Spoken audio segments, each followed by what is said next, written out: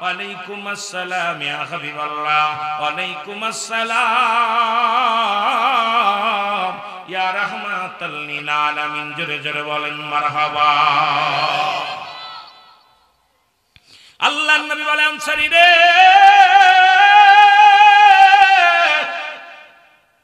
আমি 3 বার সালাম দিয়েছিলাম, তুমি 3 বারই সালামের জবাব দিলাম। তার মানে আর বুঝতে বাকি নাই রে আনসারী, তুমি সালাম শুনেছিলা, উত্তর দাও নাই। বলি ইয়া রাসূলুল্লাহ, ইয়া হাবিবাল্লাহ, আমি কেন সালামের জবাব দিই নাই, কেন উত্তর আমি আপনাকে দিতে পারবো না, জবাব আমি দিতে পারবো না ইয়া রাসূলুল্লাহ, ইয়া হাবিবাল্লাহ। নবী গো,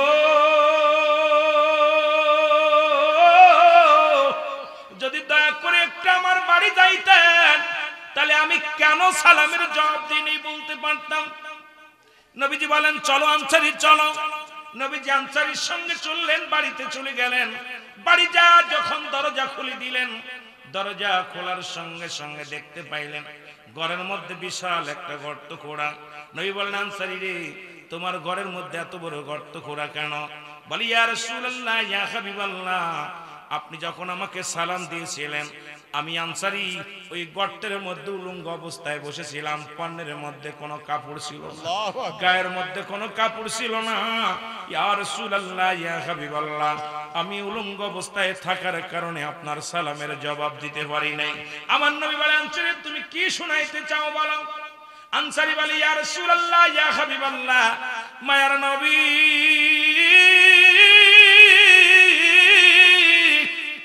আপনি যেদিন ওয়াজ করলেন, যে ব্যক্তি 5 ওয়াক্ত সালাত নামাজ জামাতের সঙ্গে সময় মতো উক্তি মতো আদায় করতে পারবে, আল্লাহর নবী আপনি তারে হাত ধরে জান্নাতে নিয়ে যাবেন। এই ওয়াজটা আমি বাড়ি এসে কই, বাড়ি এসে যখন ওয়াজটা করলাম, ইয়া রাসূলুল্লাহ, ইয়া হাবিবাল্লাহ, আমার বিবি আমার পায়ের মধ্যে পড়ে ডাকতে বলতে, স্বামী আপনি আমাকে একটু সুযোগ দিবেন, আমিও যেন 5 ওয়াক্ত সালাত আদায় করতে পারি, আমি যেন আপনার সঙ্গে রাসূলুল্লাহর সঙ্গে জান্নাতে যেতে পারি। আপনি আমাকে একটু সময় দিবেন, আপনি একটু সুযোগ দিবেন, আমিও যেন 5 ওয়াক্ত সালাত সময় মতো ওয়াক্তের মতো আদায় করতে পারি। আল্লাহর নবী আমাদের স্বামী স্ত্রী মিলে একখানা কাপড়, ইয়া রাসূলুল্লাহ, ইয়া হাবিবাল্লাহ, যখন মসজিদে আযান পড়ে যায়, তখন আমার বিবি উলঙ্গ অবস্থায় গর্তের মধ্যে ঢুকে যায়। আমার বিবি গর্তের মধ্যে ঢুকে যায়, আমি কাপড়খানা পরিয়া আপনার কদমে চলে যায়, সালাত আদায় করে আবার দৌড়ে চলে আসি ইয়া রাসূলুল্লাহ, ইয়া হাবিবাল্লাহ। এসে আবার আমি গর্তের মধ্যে বসিয়া কাপড়টা খুলে আমার বিবির হাতে ধরাইয়া দিই। আমার বিবি নামাজে ছিল, আমার বিবি কাপড় পরে নামাজে দাঁড়ায় গিয়েছিল, আমি উলঙ্গ ছিলাম, এই কারণে আপনার সালামের জবাব দিতে পারি নাই, কারণ এক কাপড়ে আমরা দুজন নামাজ পড়ি ইয়া রাসূলুল্লাহ, ইয়া হাবিবাল্লাহ। আমার নবী চোখের পানি ছেড়ে ডাকতে বলে, আনসারী রে,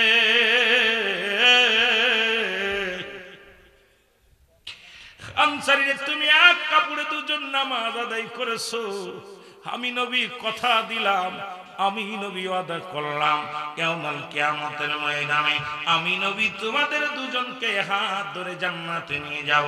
জোরে জোরে চিল্লায় বলা যাবে না মারহাবা। ওই জান্নাতেরই ভিসা দিবেন ওগো নবীজি, জান্নাতেরই ভিসা পাবনি, বলেন জান্নাতেরই ভিসা পাবো ওগো নবীজি, জান্নাতেরই ভিসা দিবেন। এর পাসপোর্ট জমা দিলাম, এ জলসায় যাব আমরা মদিনায়। পাসপোর্ট জমা দিলাম, এই জলসায় যাব আমরা মদিনায়, দয়া করে দিদার পাবনি ওগো নবীজি, জান্নাতেরই। আস্তে আস্তে আলোচনায় ডুব দেন না, জোরে। আরে জান্নাতেরই ভিসা পাবনি ওগো নবীজি, জান্নাত জান্নাতেরি ও নবী ও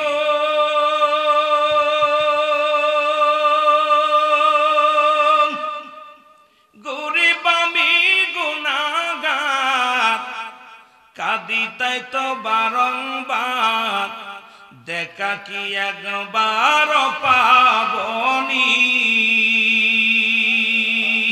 ওগো থাকতে যদি নাহি পায় মইরা গেলে কি উপায় বলেন থাকতে যদি কি উপায় দিদারে গোলামে সাই শুধু ও গনবীজি জান্নাতেরি বিষা দিবেননি বলেন জান্নাতেরি বিষা পাবো নি ও গনবীজি জান্নাতেরি বিষা দিবেন এ দুনিয়ার মুসলমান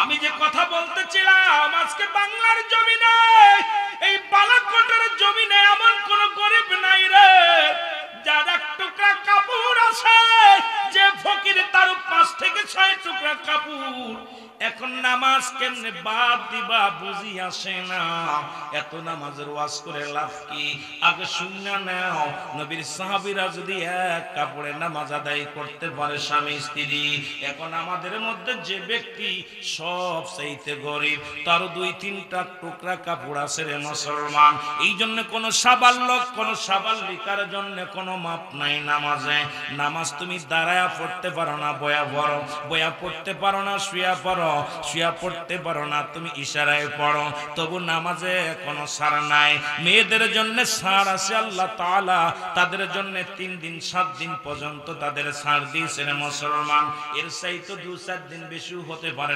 মুসলমান কিন্তু পুরুষের কোনো মাপ নাই তুমি সফরে গেছো 4 জায়গা 2 পড়ো তবু তো নামাজ তোমার আদায় করো ফরজটা তুমি আদায় করো এখন আল্লাহর বিধান না মানিয়া যদি দুনিয়া থেকে চলে যাও যে কথা আমার বক্তা বলতেছিলেন ওই কথাটা আমি বলে যাই রহমতের নবী শেষ সময় আসরের নামাজ হবে গো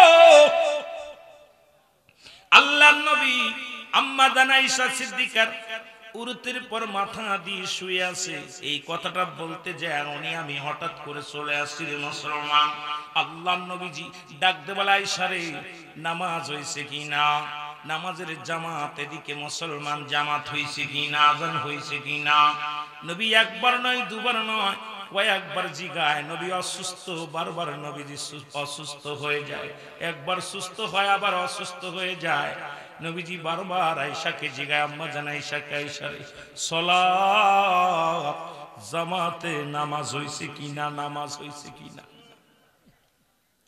আমার ভাইরা আমার বন্ধুরা আমার এদিকে সাহাবীরা সময় অনেক সময় যখন পার হয়ে গেল হযরত আবু বকর সিদ্দিক রাদিয়াল্লাহু তাআলা আনহু মসজিদে নামাজের ইমামতি করতে লাগলেন এমন সময় নবীজি বললেন আয়েশা রে আমার মাথাটা একটু উঁচু করে ধরো নবীজির মাথা মোবারক আম্মা জান আয়েশা উঁচু করে ধরলেন নবীজি দেখে তাকায়া মুসল্লিরা দাঁড়াইছে আর হযরত আবু বকর সিদ্দিক রাদিয়াল্লাহু তাআলা ওই জামাতের ইমামতি করে জোরে বলেন মারহাবা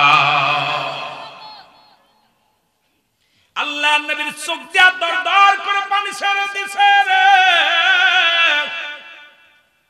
আম্মা জান আয়েশা বুঝতে পারে না আম্মা জান আয়েশা চিন্তা করে আজকে আমার স্বামী চোখের পানি ছাড়ার পিছনে কারণ কি কারণ একে তো হলো আমার আব্বা জান ইমামতি করেন আমার আর বুঝতে বাকি নাই আমার নবী দুনিয়ার মধ্যে আর বেশিক্ষণ থাকবে না নবীজি দুনিয়া থেকে চলে যাবে যেহেতু ইমাম পরিবর্তন হয়েছে আজকে মসজিদের ইমামতি করেন আমার আব্বা জান যেহেতু ইমামতি দাঁড়াইছে যেহেতু আমার নবী মনে হয় আমার নবী যেহেতু ইমাম পরিবর্তন করেছে তার মানে আমার স্বামী আর বেশিক্ষণ দুনিয়ার মধ্যে নাই নবীজির প্রেমে পড়িয়া মাজান কাঁদতে লাগলেন।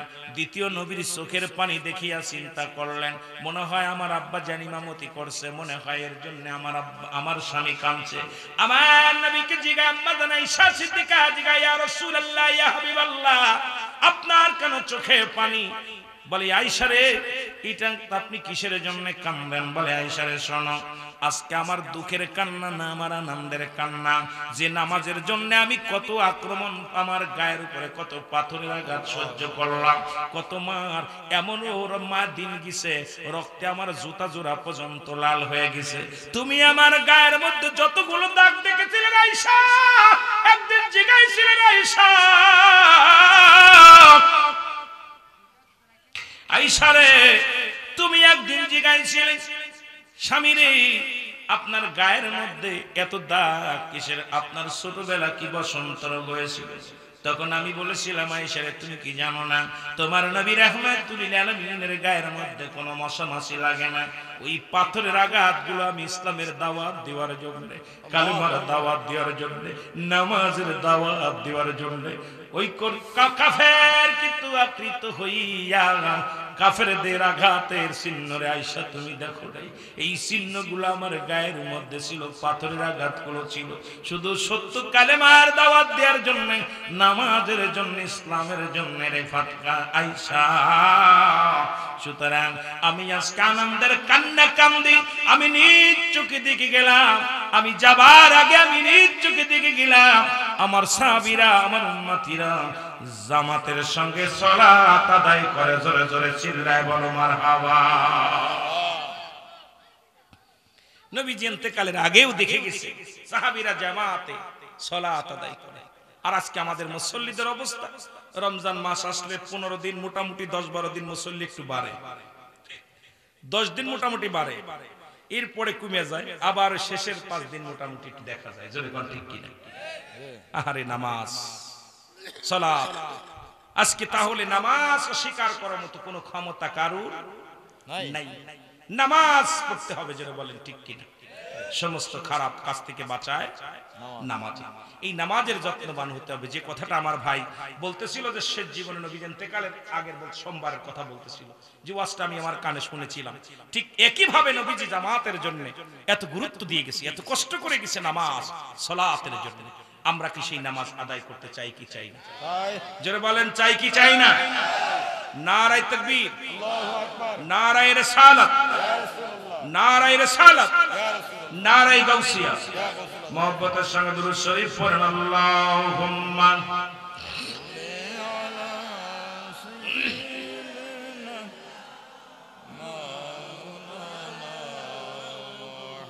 ওয়া লা ইয়ানি সাইয়্যিদিনা।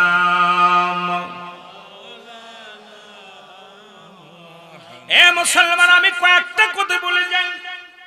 নবী বললেন শুধু নবীর কথাগুলো শোনা না, তারপরে আমি আলোচনায় যদি সময় পাই যাব। কয়েকটা গল্প আগে করে নি রে মুসলমান। নবী বললেন, সাহাবীরা রে, আমি নবী কথা দিলাম, তোমরা যদি 2টা জিনিস হেফাজত করতে পারো, আমার কাছে জামিনদার হতে পারো, আমি নবী তাদেরকে হাত ধরে জান্নাতে নিয়ে যাব। এখন রাসূলুল্লাহর সঙ্গে কে কে জান্নাতে যেতে চান একটু হাত খানা তুলে দেখাও। আমার বাবারা মারহাবা বলেন। নবী বললেন সেই 2টা জিনিস হলো, আমি নবীর কথা, আমার নবীর কিছু কথা বলে যাই, কারণ নবী বলতেছেন হায়াতি খায়রুল লাকুম, আমার হায়াতের জিন্দেগিটা উম্মতের জন্য কল্যাণকারক। সুবহানাল্লাহ বলেন না? আবার নবী বলেন মামায়াতি খায়রুল লাকুম আফাতি খায়রুল লাকুম। এই 2টা বিষয় নিয়ে, এই হাদিসের আলোচনা নিয়ে যদি আলোচনা করি রাত শেষ হয়ে যাবে। নবীজি বলছে উম্মতিরা রে শোনো, এত বিস্তারিত আলোচনা, এত আলোচনা আছে, আলোচনাগুলো দিলের কান্ডা লাগা শুনতে হবে। শরিয়াতে নবী, তরিকাতে নবী, হাকিকতে নবী, মারেফাতে নবী, জীবন দশায় সব জায়গায় নবী। নবী কি কয়? উম্মতিরা শুনে নাও, আমি নবী দুনিয়ার মধ্যে আগমন করেছি, এটা আমার উম্মতের জন্য কল্যাণ স্বরূপ গো। কারণ আমি আমার উম্মতের সঙ্গে কথাবার্তা বলেছি, আমি আমার উম্মতের সঙ্গে চলাফেরা করেছি, আমি আমার উম্মতের সংসার যেমনি করে আমি নবী এমনি করেছি। এই জন্য আমার দেশের কিছু ভাইয়েরা তারা বলে নবী আমগার মতো মানুষ। কথা কন্তি খৈরুল নবীর হায়াতের জিন্দেগিটা উম্মতের জন্য কল্যাণ স্বরূপ। সুবহানাল্লাহ বলেন।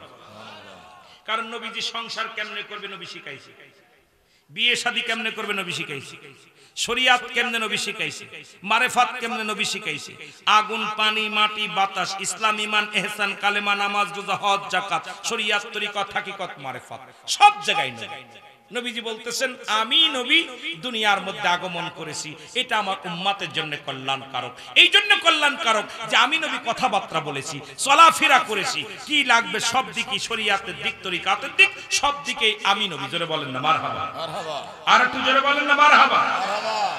সব জায়গায় নবীর দিক, নবী ছাড়া কোনো পথ নাই। আবার অনেকে বলে নবী মরে গেছে, অনেকে বলে না ওফাতি খায়রুল লাকুম, আমার নবীর ওফাত ওয়া মামায়াতি খায়রুল লাকুম, আমার নবীর ওফাতটাও অনেকেই বেঈমানেরা মুনাফিকেরা বলে নবীজি মারা গেছেন, নবীজি দুনিয়া থেকে। নবী বলতেছে শুনে নাও উম্মতিরা, আমি নবী দুনিয়া থেকে বিদায় হয়ে গেছি, এটা আমার উম্মতের জন্য কল্যাণ শুরু। সুবহানাল্লাহ বলেন, আর একটু জোরে বলেন না সুবহানাল্লাহ। এখন নবী যারা মারা গেছে মনে করে এই সমস্ত বুকার দলেরা এরা বুঝবে কেমনে করে। আমি ওদিকে যাব আস্তে আস্তে আমার আলোচনাটা, যেহেতু আমি একটু গল্পের মধ্যে আসি, যে কথাগুলো বুঝাইয়া তারপরে আমি আলোচনায় আসি আস্তে আস্তে করে। আমার বাবারা, নবীজি আমার নবীজি বলতে উম্মতিরা রে, যখন কোন উম্মাত পৃথিবীর মধ্যে কোনো ভালো কর্ম করে আমি নবী সঙ্গে সঙ্গে আল্লাহর দরবারে প্রশংসা করি উম্মাতের হইয়া। কি করি জোরে বলেন না, কি করি? যে আল্লাহ অমুক গ্রামে ওই বালাকোটের জমিনে অমুক ব্যক্তি, আল্লাহ ওই অমুক ব্যক্তি কি করেছে, 2 রাকাত নফল নামাজ পড়েছে। আল্লাহ এই মাকসুদুর রহমান ভুইয়া সাহেব উনি 5 ওয়াক্ত সালাত আদায় করেছে। আল্লাহ দয়া করে মায়া করে আল্লাহ ওই ফজলুল হক সাহেব এর ভালো একটা কাজ করেছে। আল্লাহ আমি ওর জন্য আল্লাহ তোমার দরবারে প্রশংসা করি। আবার কোন উম্মাত যদি গুনাহের কাজ করে নবীজি ডাক দিয়ে বলে আল্লাহ ওই অমুক গ্রামে বালাকোটের জমিনে খায়রুল ইসলাম সাহেব আল্লাহ একটা অন্যায় করেছে, আমি ওনার তরফ থেকে ক্ষমা চাইতেছি, মাফ চাইতেছি, আল্লাহরে মাফ করে দাও। জোরে বলেন না মারহাবা, আরো জোরে বলা যাবে না মারহাবা? আস্তে কইবেন না জোরে কইবেন? তাহলে সেই নবীজির পক্ষে থাকার দরকার আছে কি? যে নবী দুনিয়া থেকে বিদায় নিছে আপনার আমার জন্য, দুনিয়ায় আসছে আপনার আমার জন্য, মারহাবা বলা যাবে না? এই নবীর পক্ষে থাকার দরকার আছে না? জোরে বলেন আছে না? আমার ভাইয়েরা, আমার বন্ধুরা, আমার যে কথা বলতেছিলাম,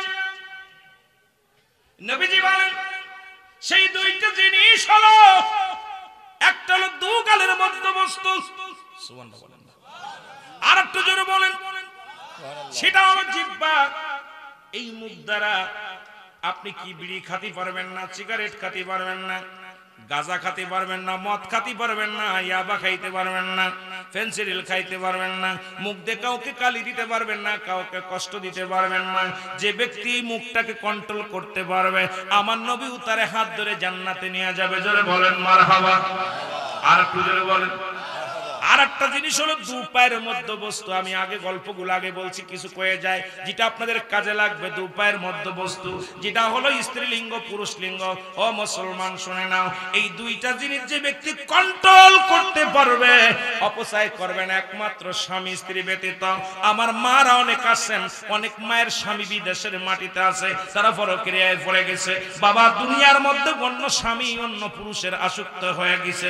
অনেক মেয়ের আছে এক পুরুষে আসক্ত হয় না, অনেক ছেলেরা আছে এক মহিলায় আসক্ত হয় না। এই সমস্ত নারীদের বিধান, এই সমস্ত শাস্তির বিধান আগে আমাদের জানার দরকার। ওয়াজ দিয়ে যদি 2টা কথা বুঝতে না পারি, 2টা কথা যদি মানতে না পারি, যদি আমলের কথা যদি হৃদয়ের ভিতরে না আসে, এই ওয়াজে বসে লাভ না, শুনেও লাভ নাই। জোরে বলেন ঠিক কিনা? নবীজি বললেন এই 2টা মুসলমান শুনে নাও, একমাত্র বিবি ছাড়া অন্য কোন বিবির কাছে যাবে না, স্বামী ছাড়া অন্য কোন পুরুষের কাছে যাবে না। এই ওয়াদা যদি নবীর কাছে করা যায়, আল্লাহর নবী জান্নাতে নিবে হাত দিয়ে। মারহাবা বলা যাবে না? এখন শাস্তির বিধান শুনে নেন। যদি কোন যুবক যুবতী যদি কি করেন জিনা করে, যদি কোনো যুবক যুবতী যদি জিনা করে, যদি কোনো অবিবাহিত পুরুষ অবিবাহিত নারী যদি জিনা করে, তার শাস্তির বিধান হলো পৃথিবীর মধ্যে 100 ডুরা তার গায়ের মধ্যে মারতে হবে না মুসলমান। কয়েকটা ডুরা মারার পর যদি মারা যায়, ওই ব্যক্তি যদি মারা যায়, ওই মারা যাওয়ার পর তাকে দাফন করাতে হবে, কাফন পরাতে হবে, জানাজা পাবে। কারণ অবিবাহিত থাকার কারণে সেই ব্যক্তি গোসল পাবে, অবিবাহিত থাকার কারণে সে দাফন পাবে, অবিবাহিত থাকার কারণে সে জানাজা পাবে। তবে বাকি বেতের আঘাতগুলো তার কবর উপরে হাঁকাইতে হবে। একটা বিচার যদি বালাকোটের জমিনে, নাসিরনগরের জমিনে হতো, আমার দেশ থেকে চিরতরে জিনা ব্যভিচার পালায় আসলে যেত। জোরে বলেন ঠিক কিনা? যুবক যুবতী, যুবকের অনেক যুবক আছে আজকে যুব সমাজের উদ্যোগে মাহফিল আল হাসান আল হুসাইন, একটু কমিটির উপর আলোচনা করবো, আল্লাহ বাসায় রাখে। দেখা যাক গল্প করে কিছু কথা বলবো, গল্প করি একটু। যেটা বলতেছিলাম, যুবক যুবতী, অবিবাহিত নারী অবিবাহিত পুরুষ যদি জিনা করে, এদের শাস্তির বিধান এটা। এখন যদি বিবাহিত নারী বিবাহিত পুরুষ যদি জিনা করে, আমার দেশে এখন 90% বিবাহিত নারী বিবাহিত পুরুষ জিনার ভিতরে লিপ্ত হচ্ছে। জোরে বলেন ঠিক কিনা? আর একটু জোরে। 90% বেশি চলে গেছে ওদিকে। মুসলমান শোনো, আর বলৎকার তো প্রতিনিয়ত। গত মাসেও দেখলাম, গত 3 মাসে দেখলাম 913 জন বলৎকার ধরা পড়ছে। এই বলৎকারের মধ্যে অধিকাংশই বিবাহিত পুরুষ, বড় পাগড়ি দ্বারা লেডিস মার্কা মৌলবীরা বেশি। আবার রাগ করেন না বাবা, অনেকে কইতে পারেন এই গুমটা মুড়ি দিয়া হুজুরদের মধ্যেই দেখলাম যারা মুসলমান শবে বরাতকে যারা কইছে কিসের সাথে, নাম বলতে চাই না, কারোর গীবাত করতে চাই না, কারোর গীবাত করতে চাই না, কারোর বিরোধিতা করতে চাই না। কারণ আমার যতগুলো আলোচনা আছে মুসলমান শুনে নাও, আমি কাউকে আঘাত করে কথা বলে এটা আমি পছন্দ করি না। তবে একটা কথা শুই না নাও, এই 913 জনের মধ্যে বলৎকারের মধ্যে 3 জন হলো অবিবাহিত, আর বাকিগুলো সব বিবাহিত।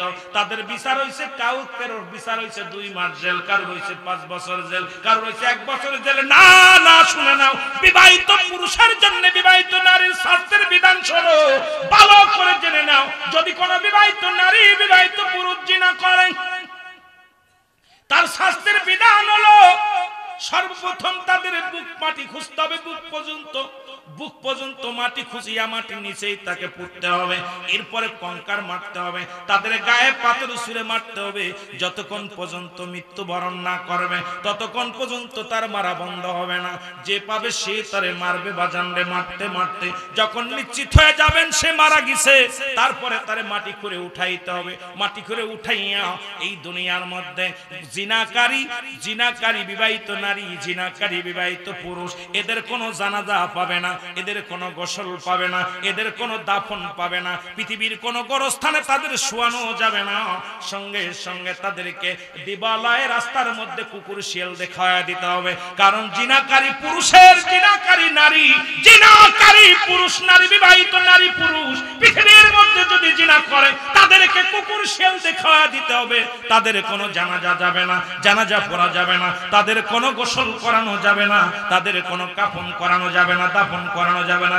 একটা বিচার যদি বালাকোটের জমিনে হতো, একটা বিচার যদি নাসিরনগরের জমিনে হতো, একটা 2টা বিচার যদি বাংলার জমিনে হতো, আমার দেশের মা বোনেরা অন্যের কাছে জৈবন বিলায়া দিত না। জোরে জোরে বলেন ঠিক কিনা? একটা বিচার করো। আজকে খালি দেখি স্বামী থাকে বিদেশে, বউ আরেকজনের হাত ধরে চলে যায়। বিদেশ থেকে এসে বউ পায় না, যদিও পায় অন্য পুরুষ হাত ধরে টানাটানি করে। ঠিক কিনা বাবা? রাগ করতেছে? আজকে দেখি অধিকাংশ বিবাহিতরা বেশি জিনা করতেছে। স্বামী চাকরি করে, এই সুবাদে অন্য পুরুষের সঙ্গে আসক্ত হয়ে গেছে।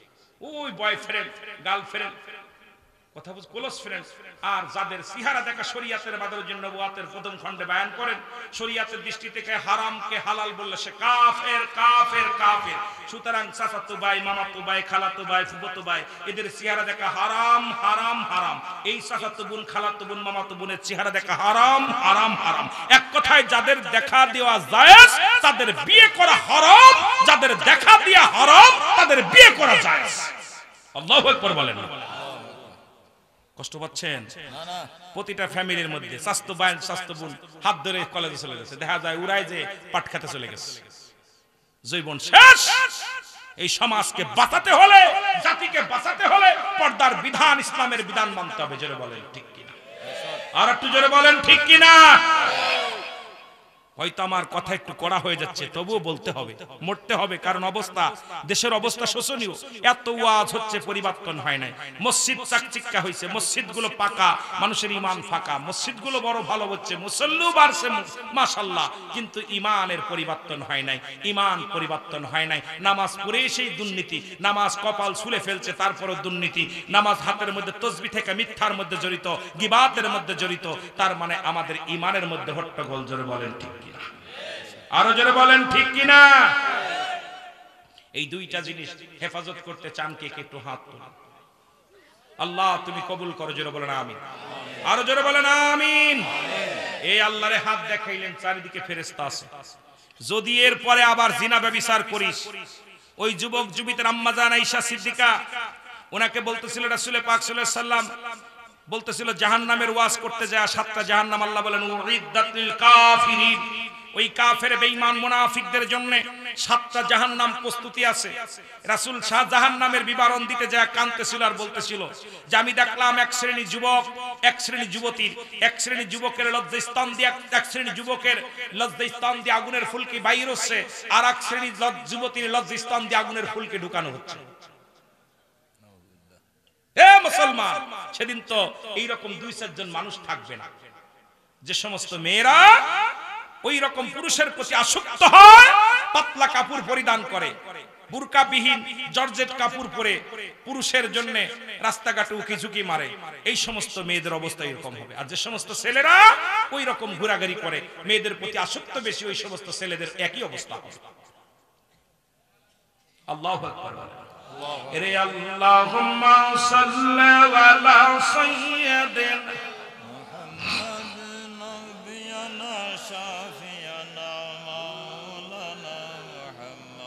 اللهم صل على سيدنا نبينا شفيعنا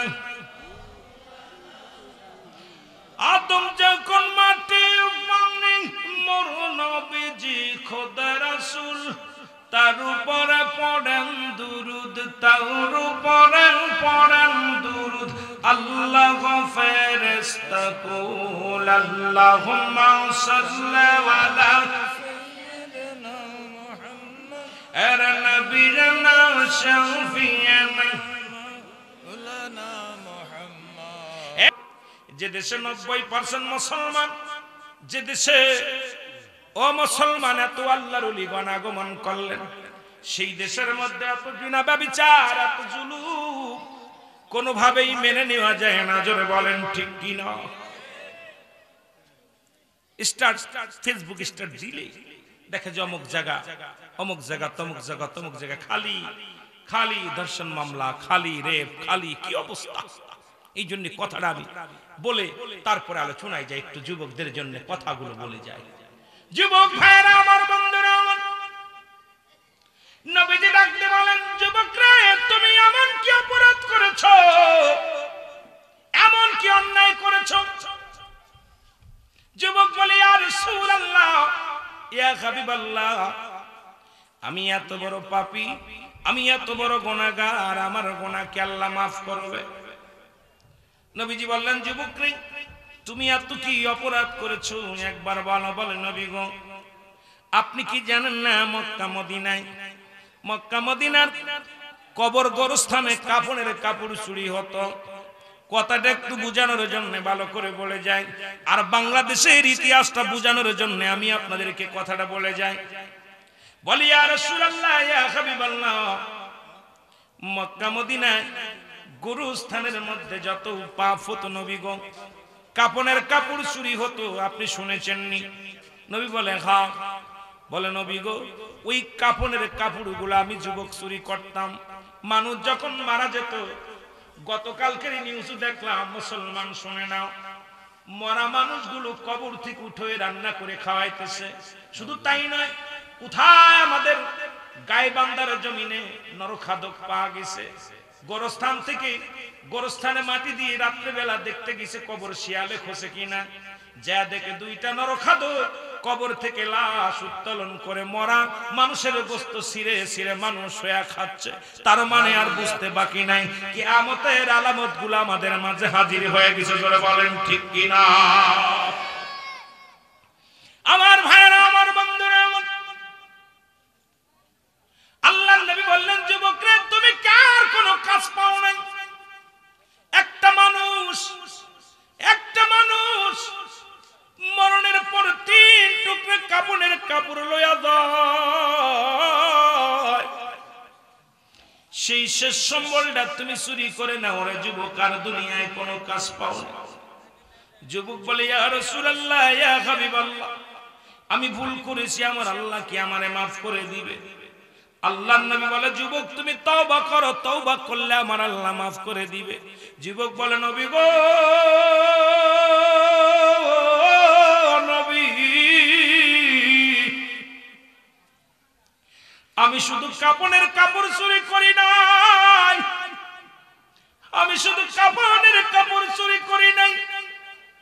ইয়া রাসূলুল্লাহ, ইয়া হাবিবাল্লাহ,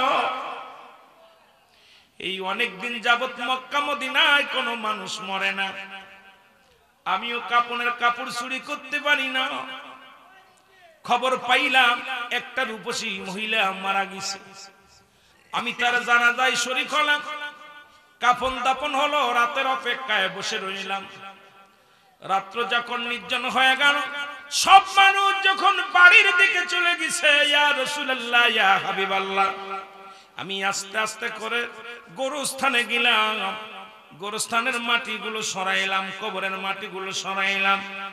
এই মাটিগুলো সরাইয়া কবর থেকে লাশখানা, ওই কাপড়ের কাপড়খানা যখন খুলে নিলাম গা থেকে, ইয়া রাসূলুল্লাহ, ইয়া হাবিবাল্লাহ, আমার ভিতর থেকে কি যেন বলতেছে, যুবক রে, সারা জীবন তুমি কাপড়ের কাপড় চুরি করলাম, আজকে তাকায় দেখো, যে যার কবরের ভিতরে তুমি ঢুকছো, এত সুন্দর রূপবতী মহিলা তুমি জীবনে দেখো নাই।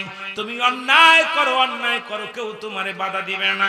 সঙ্গে সঙ্গে ইয়া রাসূলুল্লাহ, ইয়া হাবিবাল্লাহ, ওই মরা নারীর উপরে আমি তার সঙ্গে জিনায় লিপ্ত হয়ে গেলাম।